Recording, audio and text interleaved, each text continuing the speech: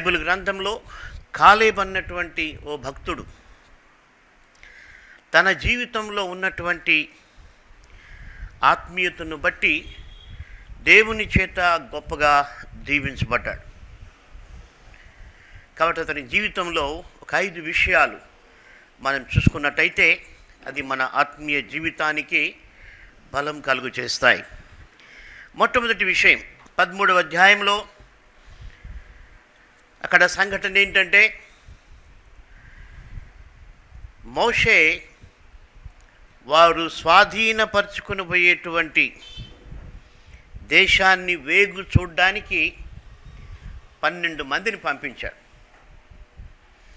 ఇశ్రాయేల్లో ఒక్కొక్క గోత్రానికి ఒక్కొక్కరిని చొప్పున ఆ యొక్క దేశానికి పంపించాడు. అంటే ఆ దేశాన్ని స్వాధీనపరచుకోవడానికి మనం ఏం చేయాలి అని అక్కడున్న పరిస్థితులన్నీ కూడా మనం ఎప్పుడంటాం ఇంటెలిజెన్స్ డిపార్ట్మెంట్ అని, అలాగా ఒక 12 మందిని ఆయన సెలెక్ట్ చేశాడు. ఒక్కో గోత్రం నుంచి ఒక్కొక్కరిని సెలెక్ట్ చేశాడు. కాలేబు యూదా గోత్రానికి చెందినటువంటి వ్యక్తి. సో యూదా గోత్రము తరపున కాలేబు ఆ యొక్క వేగు చూడడానికి వెళ్ళాడు.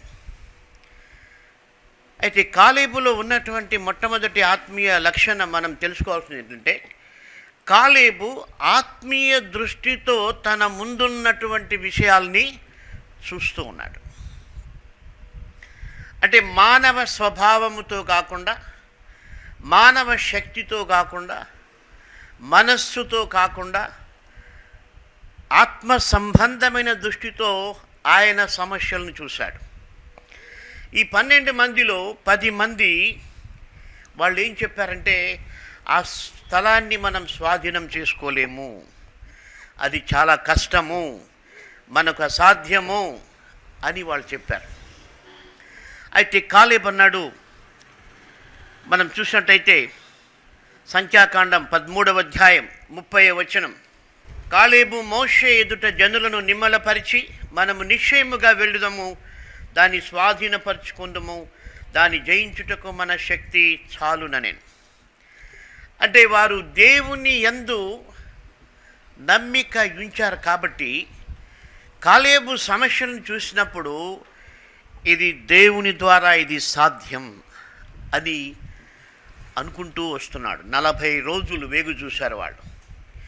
అయితే మిగిలిన వారు అదే 40 రోజులు వాళ్ళు ఎలా చూస్తూ వచ్చారంటే, ఇది కష్టం, ఇది అసాధ్యం, ఇది మాకు మించింది, ఇక్కడికి రావడం నష్టం, ఇలాంటి కోణంతో వాళ్ళు 40 రోజులు చూశారు.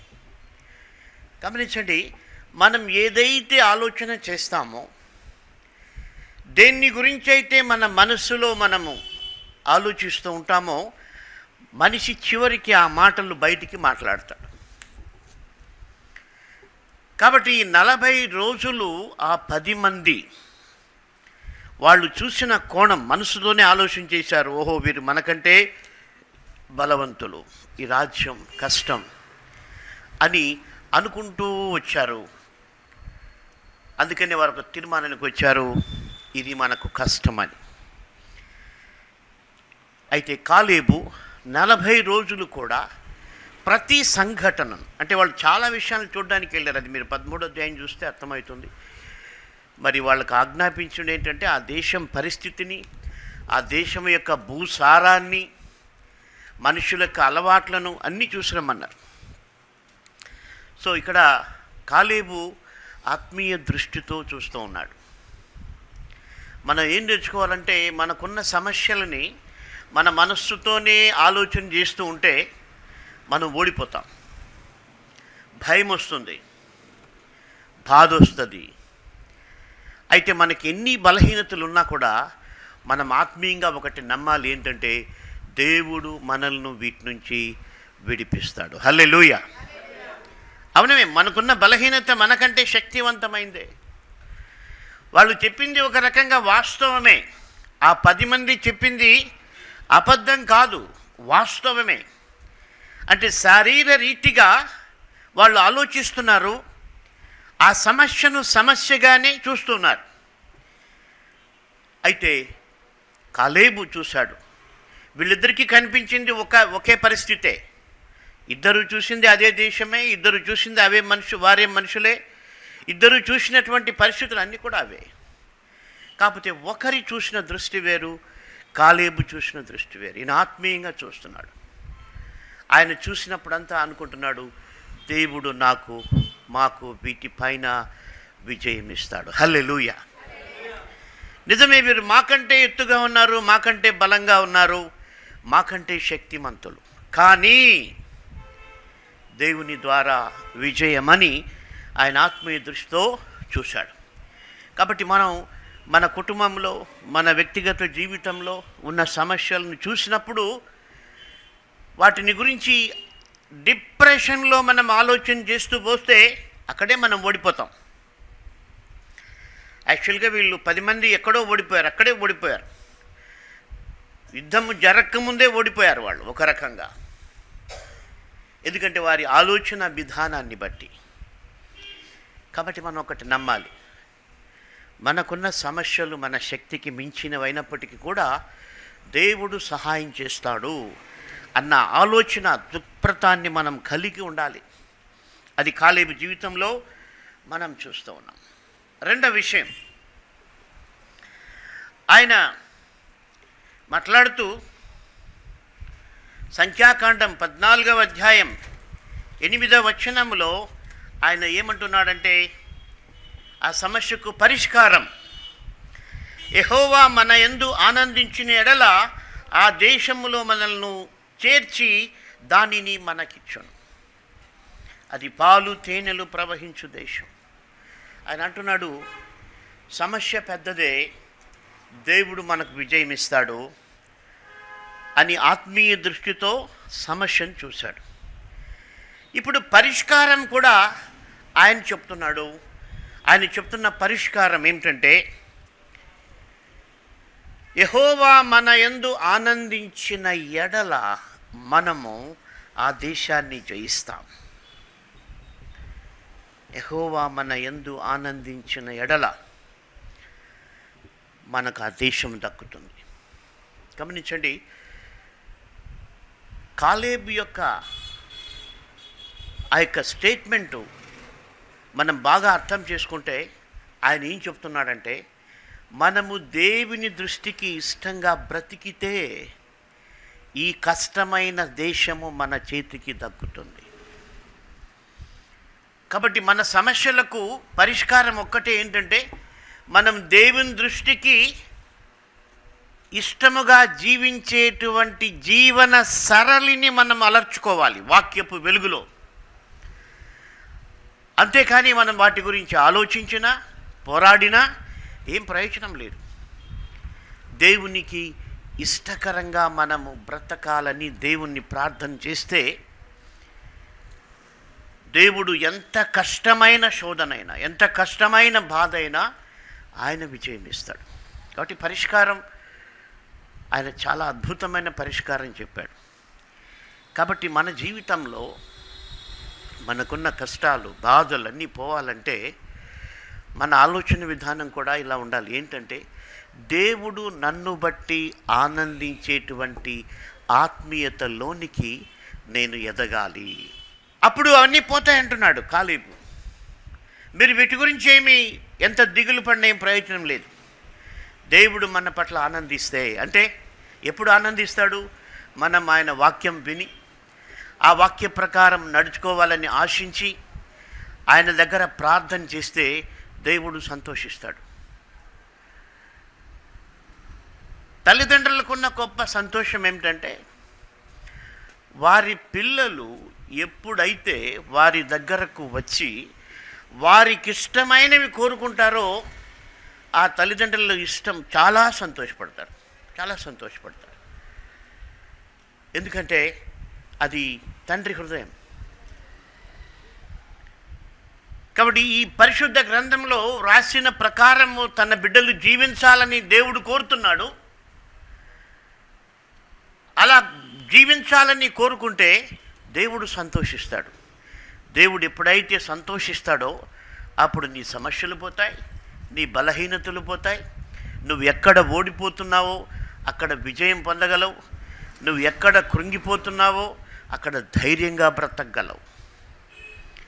ఇది ఎప్పుడు జరుగుతుందంటే నీవు దేవుని వాక్యపు వెలుగులో నీ జీవితాన్ని నడిపించుకుంటూ రావాలి.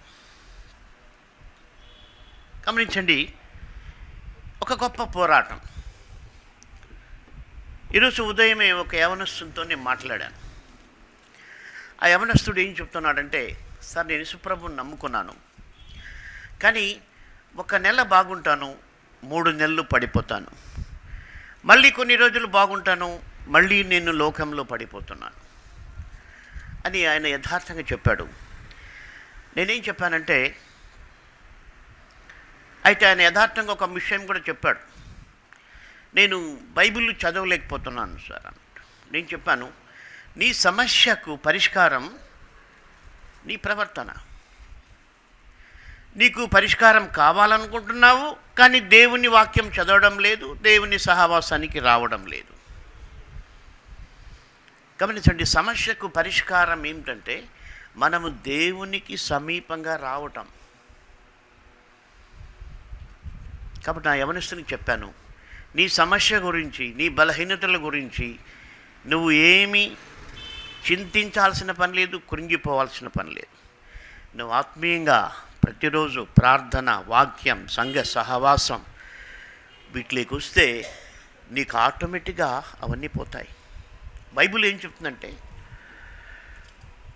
సామెతల గ్రంథం 16వ అధ్యాయంలో 6వ వచనంలో ఏం చెప్పబడిందంటే, మనుష్యులు యెహోవాయందు భయభక్తులు కలిగి ఉండుట వలన చెడుతనము నుండి తొలగిపోవుదురు.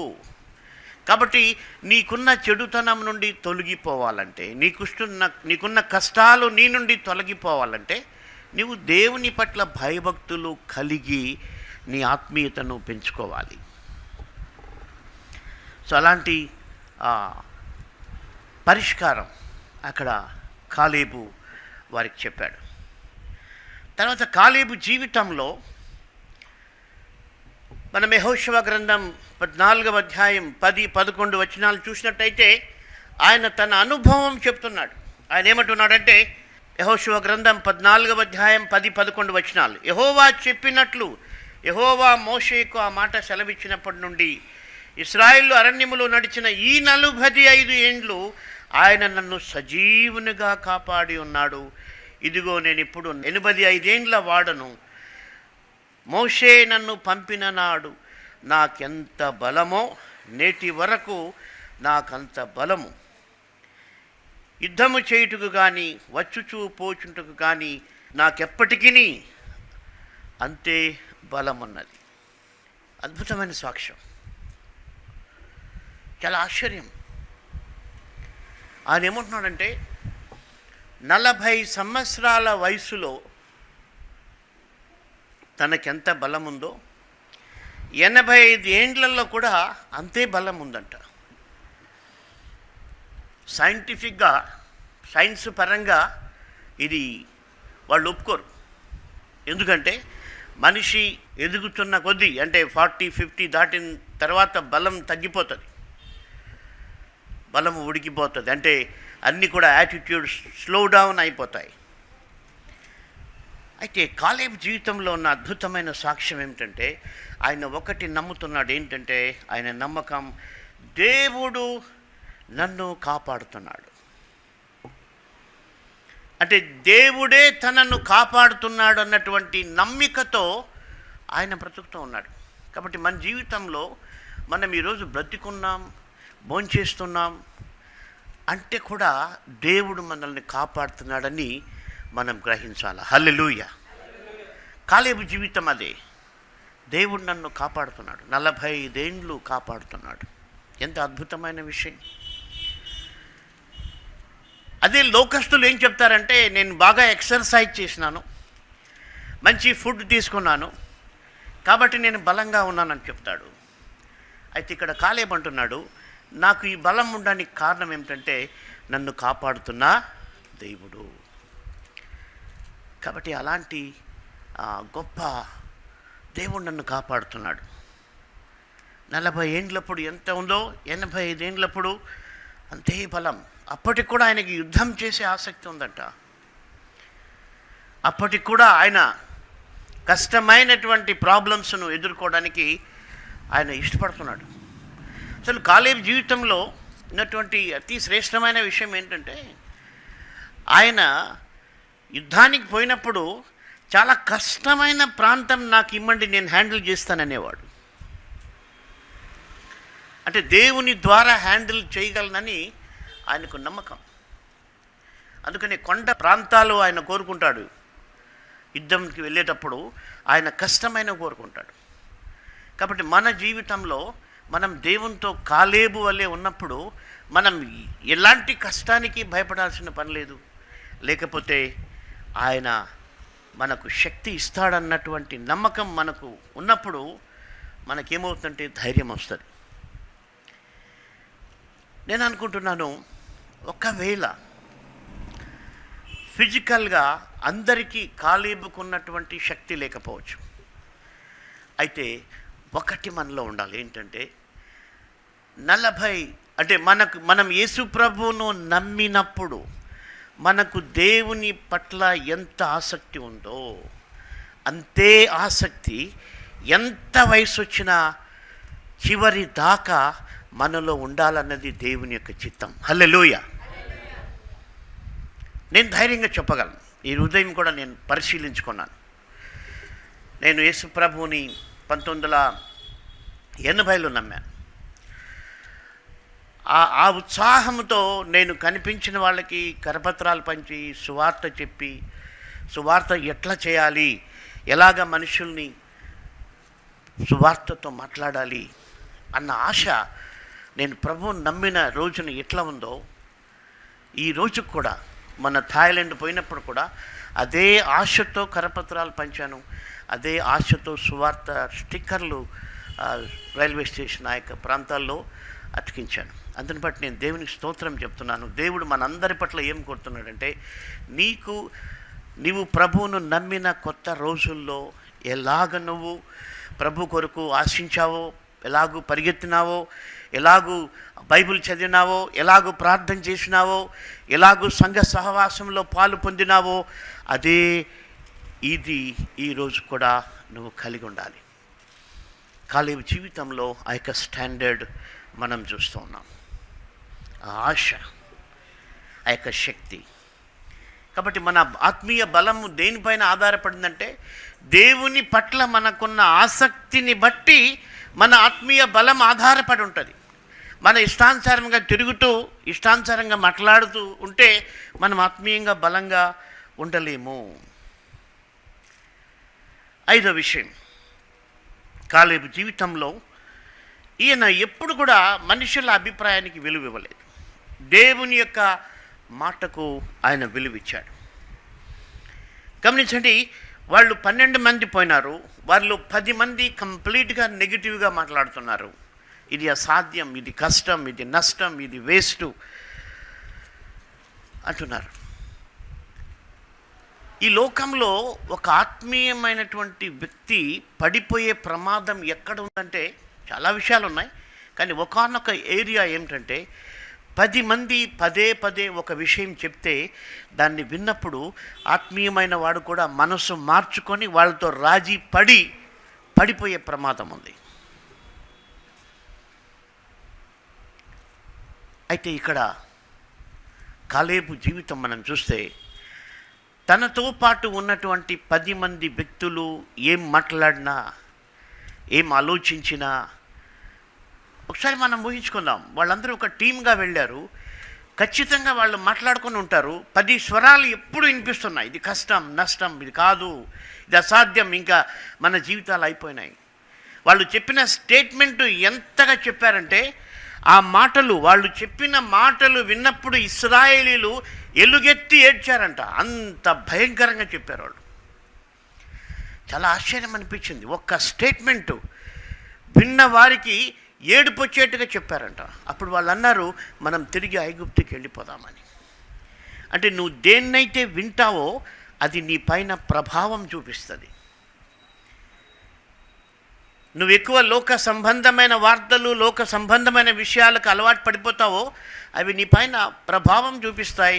దాని ఎఫెక్ట్ ఏంటంటే నీ ఆత్మీయ జీవితం వెనక్కి పడిపోతుంది.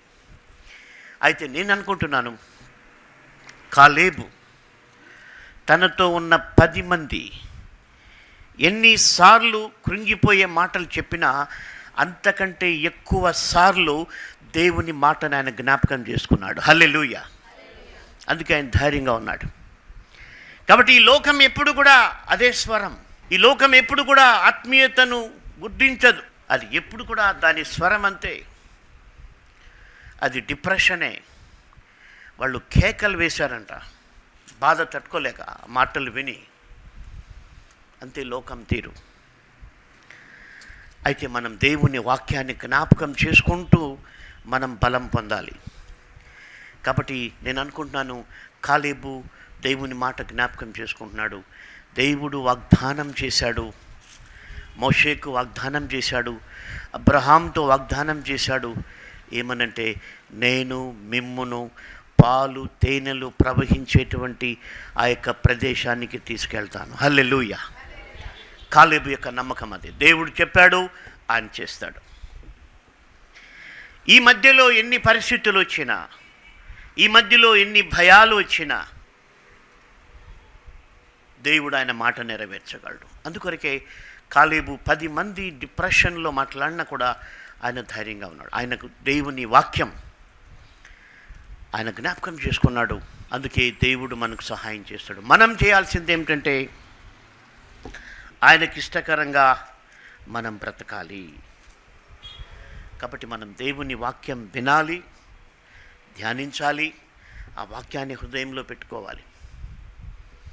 మన జీవితం ఫలించాలంటే దేవుని వాక్యమే పరిష్కారం. బైబిల్ చెప్తుంది ఫలించేటువంటి విత్తనం గురించి.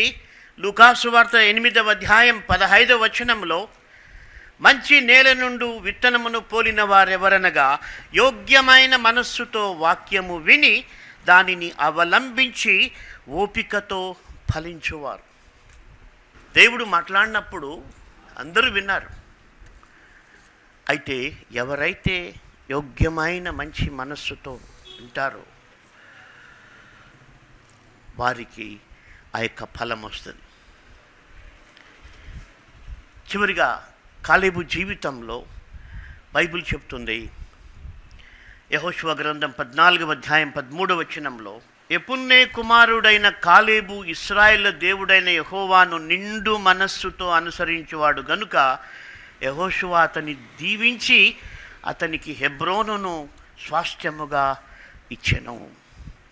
కాబట్టి కాలేబు జీవితంలో ఇంకొక విషయం ఏమిటంటే, ఆయన నిండు మనస్సుతో దేవుణ్ణి అనుసరించినాడు. అంతేకాదు, శ్రేష్టమైన స్వాస్థ్యం హెబ్రోనును ఆయన స్వాస్థ్యంగా పొందాడు. చాలామంది ప్రార్థనలు చేస్తారు, నేను అడుగుపెట్టిన స్థలమంతా దేవుడు నాకు ఇస్తాడు అని. అయితే ఎప్పుడు ఇచ్చాడు అట్లా అడుగు పెట్టినప్పుడు అంటే, నిండు మనస్సుతో దేవుణ్ణి అనుసరించి దేవుని చిత్తానుసారంగా ప్రయాణం చేసి దేవుని చిత్తానుసారంగా వెళ్ళినప్పుడు దేవుడు మనకు సహాయం చేస్తాడు. కొంతమంది ఉంటారు, కొన్ని స్థలాల్లోకి వెళ్ళి అడుగుపెట్టి ఈ స్థలం అంతా నాకు కావాలనుకుంటారు. అంటే దురాశపరులు. దేవుని చిత్తమైతే కావాలనుకోవడం తప్పు కాదు, కానీ అసలు నువ్వు సరిగ్గా దేవునిలో లేకోకుండా నాకు ఆ స్థలం కావాలా, ఈ స్థలం కావాలా, నేను కాళ్ళు పెట్టాను కాబట్టి దేవుడు నాకు ఇస్తాడు. కాళ్ళు ఎట్లా పెట్టావు? దేవునితో సరిగా దేవుని చిత్తానుసారంగా జీవిస్తూ వాగ్దానాలు మనం క్లెయిమ్ చేయాలి. సంవత్సరం అంతా వాగ్దానాలు పొందిన వాళ్ళు ఏంటంటే ఆ వాగ్దానం గురించి ఆలోచన చేస్తారు, కానీ ఆ వాగ్దానం పొందేటువంటి ఆత్మీయ స్థితిలోకి నువ్వు రావాలి. కాబట్టి దేవుడు ఆయన నడిపించగలడు. కాలేబు జీవితం ఒక గొప్ప ఆశీర్వాదకరమైనటువంటిది. చాలా ప్రోత్సహించబడ్డాను ఆయన స్టేట్మెంట్స్. యెహోవా మన యందు ఆనందించిన ఎడల మనకు ఆ దేశం దొరుకుతుంది. దేవుడు నన్ను కాపాడుతున్నాడు కాబట్టి నాకు ఈ బలం ఉంది అని ఆయన చెప్తున్నాడు. కాబట్టి వాక్యం మనం కాన్సన్ట్రేషన్ చేయాలని. ఒకసారి ఒక వ్యక్తి వచ్చి చెప్పాడు, సార్ నేను యేసు ప్రభువుని నమ్మినాను, కానీ నాకు ఇంకా బీడీలు తాగే అలవాటు ఉంది, మందులు తాగే అలవాటు ఉంది, నాకేం అర్థం కాలేదు సార్. ప్రభువుని నమ్మినాక అవన్నీ చేయకూడదు కదా, నాకేం చేయాలో దిక్కు తోచలేదు. ఈ సమస్య ఆయన ఒక్కరిదే కాదు, ప్రపంచంలో చాలామందిది. అప్పుడు ఆయనకి ఏం చెప్పానంటే, ఆయన వాయిల్పాడు నుంచి నా దగ్గరకు వచ్చాడు ఈ సలహా కొరకు. నేను ఆయనకు ఒక ప్రశ్న వేశాను, నువ్వు వాయిల్పాడు నుంచి మదనపల్లి అంటే నా దగ్గర వచ్చినప్పుడు ఏం జరుగుతోంది? బస్సులో కూర్చున్నప్పుడు మదనపల్లి దగ్గర పడిన కొద్దీ వాయిల్పాడు దూరం అయిపోతుంది. కరెక్టా అంటే కరెక్ట్ సార్ అన్నాడు. ఇప్పుడు నువ్వు మదనపల్లికి చాలా దూరంగా ఉన్నావు. సో ఉదాహరణ ఏంటంటే, నువ్వు దేవునితో నడుస్తూ ఉంటే నువ్వు ఆత్మీయంగా బలం పొందుతావు. నువ్వు చేయాల్సిన ప్రార్థన, చదవాల్సిన బైబిలు, కావాల్సిన సంఘ సహవాసంలో నువ్వు ప్రయాణం చేస్తూ ఉంటే నీ బలహీనతలు వెనక్కి పడిపోతాయి. నువ్వు ఆలోచిస్తూ ఉంటే ఏం ప్రయోజనం లేదు. నేను ఆయన అడిగాను, ఓకే నువ్వు వాయిల్పాడు బస్ స్టాండ్లోనే కూర్చొని పొద్దున్నుంచి సాయంకాలం వరకు ఆలోచన చేస్తే నువ్వు నా దగ్గరికి రాలేవు. అలాగే ఆత్మీయంగా కూడా దేవుని దగ్గరకు మనం ఆత్మీయంగా దగ్గరకు వెళ్ళాలంటే మనం చేయాల్సింది మనం చేయాలి.